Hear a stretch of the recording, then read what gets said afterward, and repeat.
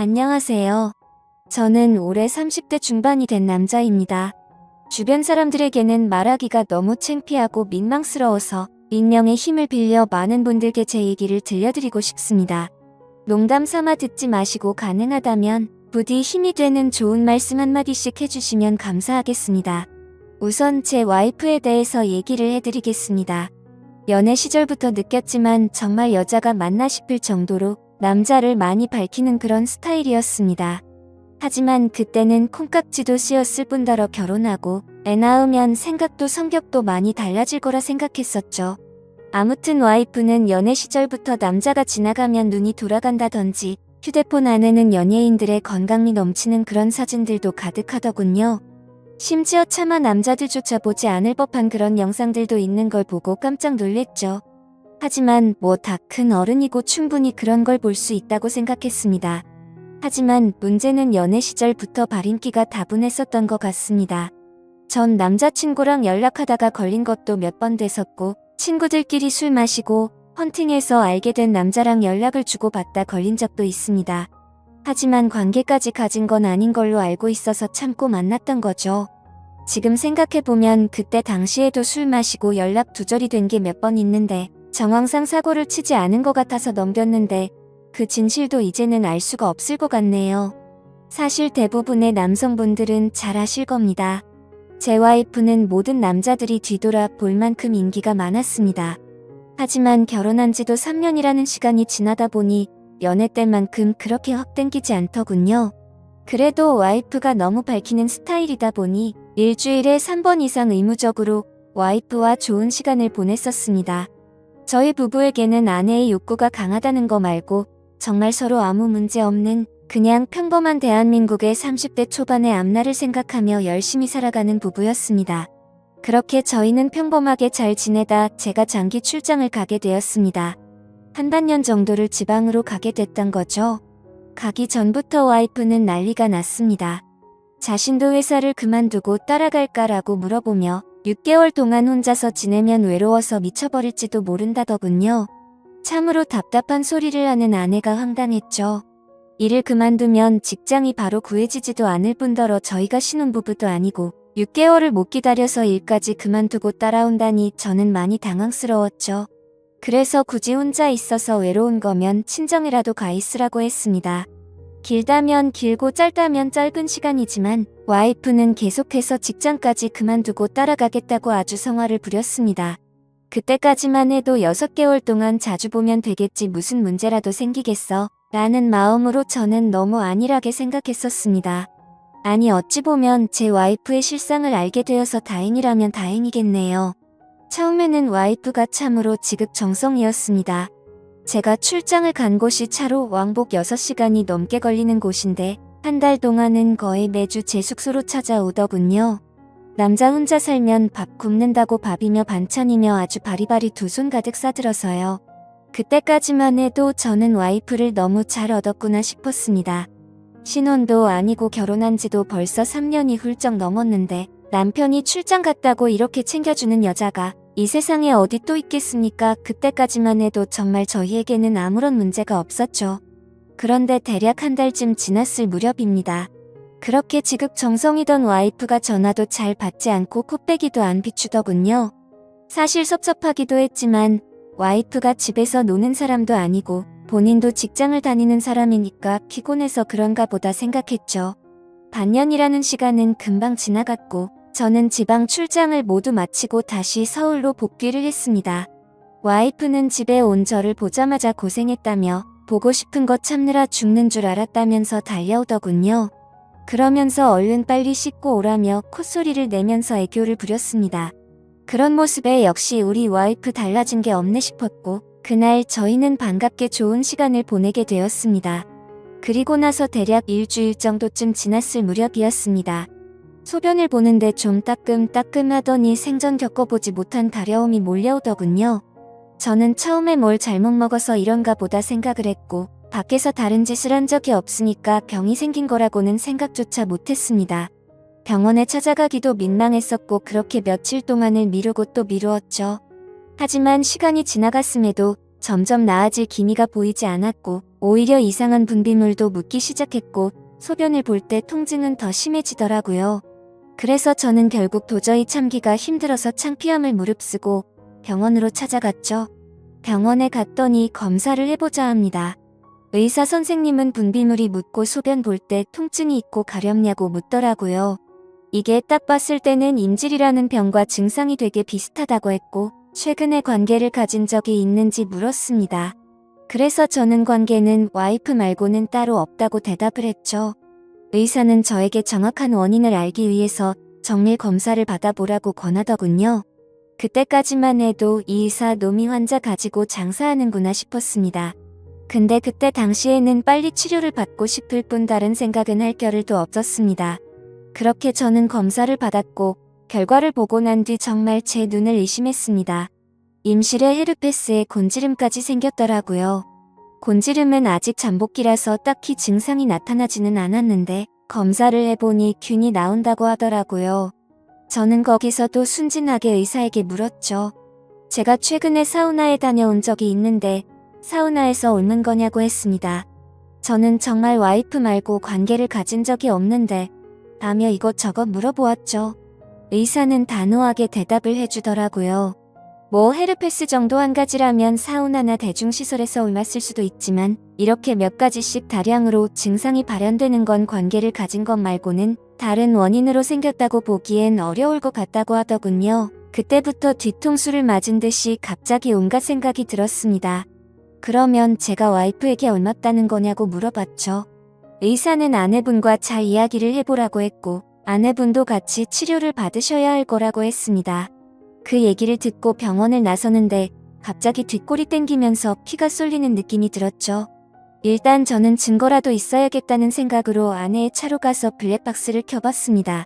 정말 하나하나 영상을 다 켜보면서 확인을 해보는데 기겁을 했습니다. 왜냐하면 영상 속에서 들리는 남자의 목소리가 한 명이 아니더라고요. 누가 듣더라도 그 남자들마다 평범한 대화를 하는 게 아니고 사랑을 나누는 소리가 들리는데 눈앞이 깜깜해졌습니다. 그동안 그렇게 믿었고 서로를 의지했던 와이프가 제가 모르는 사이에 다른 남자들과 이렇게 예쁘게 하고 다녔다는 게 믿기지가 않았습니다. 영상 날짜를 보니 아내가 제게 연락이 뜸해졌던 시기와도 맞물리더군요.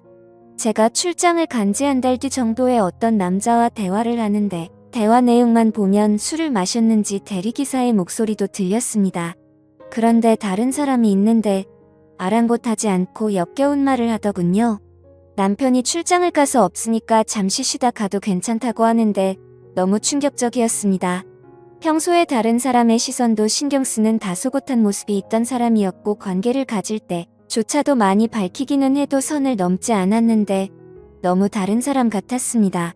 저는 그 길로 블랙박스 메모리칩을 빼들고서 집으로 달려갔습니다.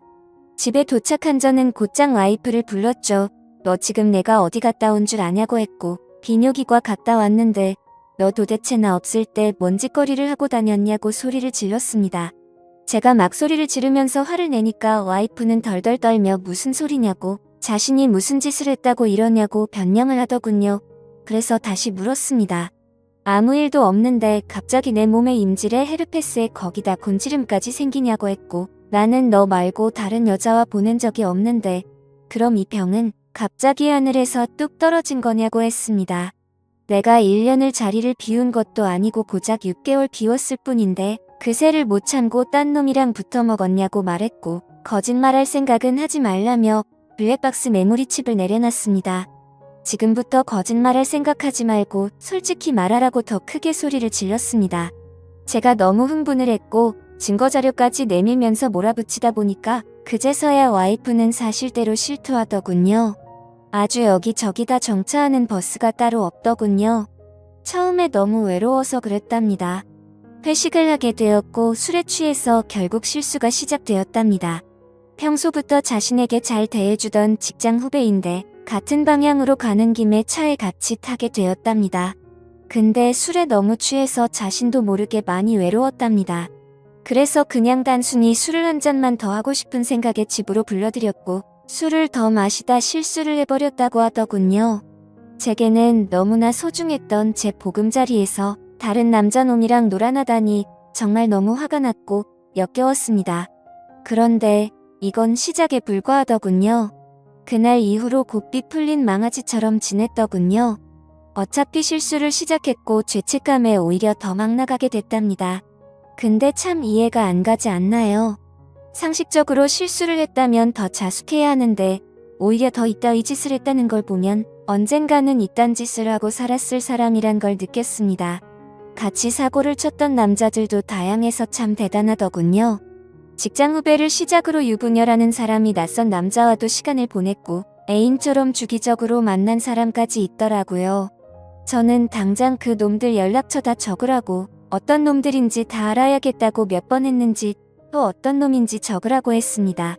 와이프는 처음에 그걸 어떻게 다 기억하냐고 그러면서 못 적겠다고 하더군요. 정말 울컥하더군요. 그딴 짓을 해놓고서 어떻게 다 기억 못하냐면서 따졌습니다.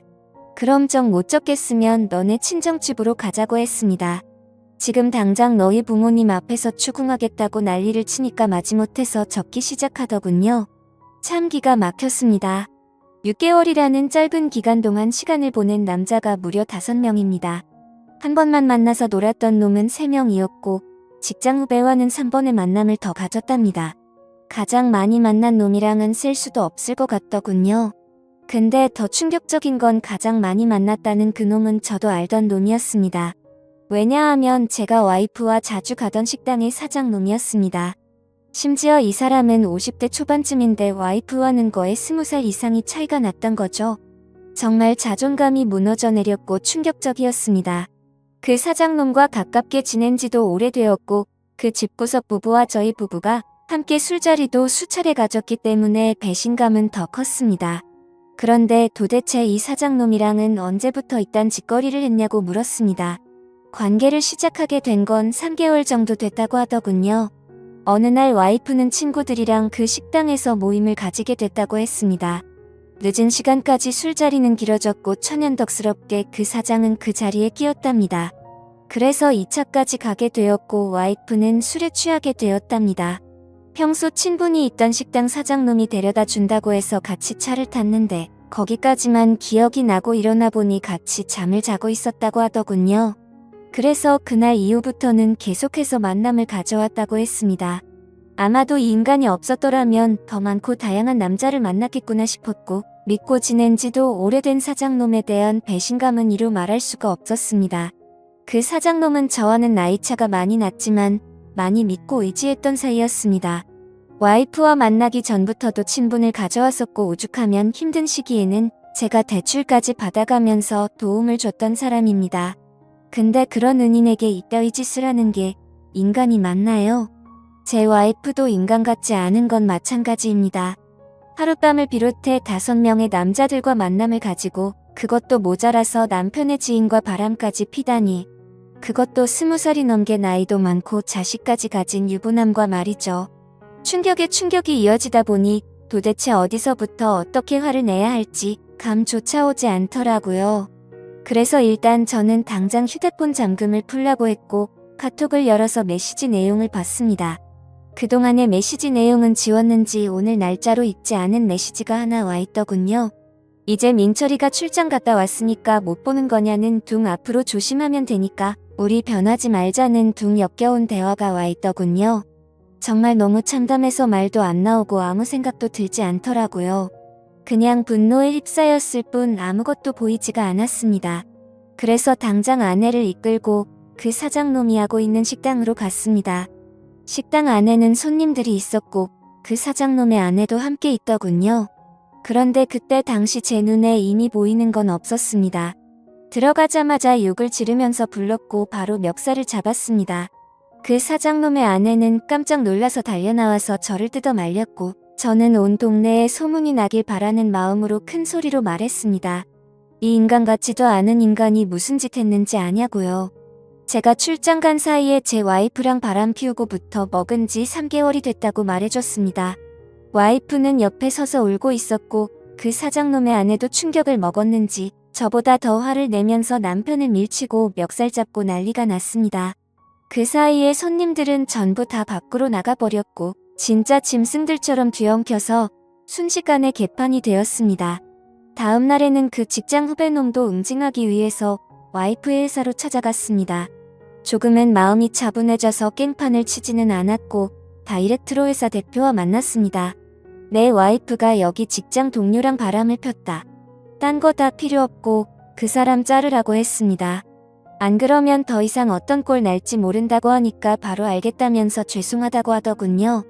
당연히 와이프도 이 회사에서 그냥 내보내라고 했습니다. 그딴 인간들 여기 둬봤자 여기에 도움될 거 없을 거니까 알아서 하라고 했죠. 와이프와는 이혼을 해야겠다는 생각으로 당분간 얼굴도 마주치지 말자고 했고 집에서 내쫓아 버렸습니다. 저 또한 맨정신으로 버틸 수가 없어서 회사에는 잘 얘기해서 휴가를 냈고 며칠 동안 집에 박혀서 술만 마시고 있었습니다. 옛날 생각도 나고 어떻게 이렇게 됐는지 웃다 울다 사람이 미쳐가는 게 한순간이더군요. 그렇게 3일 정도 지났을 무렵 그 사장놈에게서 메시지가 왔습니다. 저에게 사과를 해도 모자를 파네 오히려 뻔뻔하게 욕을 하더라고요. 조용히 일 처리를 하면 되지 굳이 그렇게까지 해야 했냐면서요. 본인도 이혼 소송 진행 중이고 가게도 문을 닫게 됐다면서 징징거리는데 본인이 일을 저질러 놓고 저더러 어쩌라는 건지 역겹고 짜증이 나서 저도 같이 싸웠습니다. 저는 너 같은 인간 말종이랑 말 섞기 싫으니까 헛소리 그만하라고 말했고 그동안 내가 너한테 빌려줬던 돈을 이번 주 내로 당장 다 갚으라고 했습니다. 그러니까 돈 없다면서 배째라고 말하더군요. 나이 50이 넘어서도 이따위 짓을 하는데 어떻게 이런 인간이랑 연락을 해오며 살았을까 제 스스로에게도 화가 났습니다. 그때부터 이 인간 같지도 않은 놈이 저를 약올리기 위해서 비아냥거리기 시작하더군요. 제 와이프가 이렇게 해줬다 저렇게 해줬다부터 시작해서 또 다시 저는 충격적인 얘기를 듣게 되었습니다. 참 파고 또 파도 끝이 없었네요. 너도 내 덕분에 이혼하게 된 걸 다행으로 알라면서 말하는데 지 친구놈과 셋이서도 어울렸다고 말하더군요. 진짜 이런 인간이었나 싶고 사람의 이중성의 환멸을 느꼈습니다. 와이프와 저는 연애 시절부터 결혼까지 거의 6년이란 시간을 함께 했습니다. 제가 알던 와이프가 맞나 싶을 정도로 또 다시 큰 충격을 받았습니다. 이런 게 현실적으로 있을 수 있는 일인가 싶었습니다. 저는 곧바로 와이프에게 전화를 했고 이 말이 사실이냐고 물었죠. 그러자 한참을 말없이 가만히 있더군요. 그래서 저는 왜 말을 못하냐고 하니까 한숨을 쉬더니 적당히 하라면서 적반하장으로 짜증을 내더군요. 그러면서 내가 뭘 했건 이제 너랑 나랑 상관없는데 왜 자꾸 묻냐고 했습니다. 솔직히 당연히 이혼은 계속 진행했겠지만 조금이라도 고민을 안 했다면 거짓말이겠죠. 그만큼 많이 사랑했었기에 일말의 가능성을 생각했는데 전부 다 제 착각이었습니다. 아니 오히려 다행이라고 생각해야겠네요. 마지막까지 제대로 된 실체를 보여줘서 미련 없이 끝낼 수 있겠구나 싶었으니깐요. 이렇게 말도 안 되는 사건이 일어난 지도 고작 일주일이 지났네요. 저는 지금 와이프와 이혼 절차를 밟고 있습니다. 와이프와 직장 후배 놈은 그 회사에서 잘리게 되었고요. 아직까지 해결이 안 된 문제는 그렇게 믿고 지냈던 사장놈입니다. 제게 빌려가서 갚지 않은 돈만 원금 2천만 원이 넘습니다. 이런 일은 태어나서 처음 겪다 보니 어떻게 해야 할지 머리가 어지럽네요. 일단 법적으로 어떻게 해서든 이 인간에게도 최대한의 고통을 주고 싶습니다. 어떻게 해야 이 인간도 피 눈물 흘리면서 후회할 수 있게 만들 수 있을까요? 세상에 이런 일들이 일어나리라곤 절대로 생각 못했는데 제게도 이런 일이 일어나네요. 아마도 다들 드라마나 영화에서나 일어나는 일이라고 생각하실지 몰라도 생각보다 이런 불륜 사건들은 한 해에도 수도 없이 일어난다고 하더라고요. 다른 사람들은 저처럼 너무 사람들을 믿어서 상처받는 일이 없었으면 하는 바람입니다. 그리고 어떻게 해야 그 사장놈을 응징할 수 있을까요? 비열하게 비웃고 조롱하는 그 사장놈을 절실하게 응징하고 싶습니다. 제발 좀 방법이 있다면 알려주세요. 감사합니다.